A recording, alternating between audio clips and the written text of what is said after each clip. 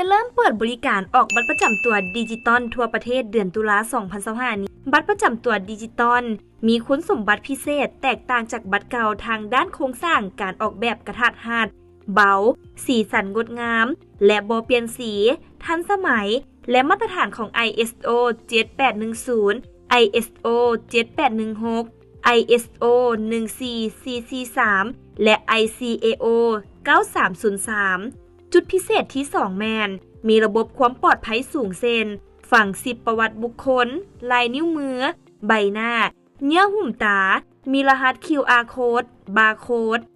อายุการนำใช้บัตรประจำตัวพลเมืองดิจิตอลแมนอิงตามอายุของพลเมืองได้แบ่งออกเป็น2ระยะคือระยะที่1เริ่มแต่เมื่อเกิดฮอด15ปีได้แบ่งออกเป็น2ระยะคือระยะที่1สามารถออกบัตรประจำตัวได้เริ่มแต่เมื่อเกิดฮอดอายุ6ปีและระยะที่2เริ่มแต่อายุ6ปีฮอด15ปี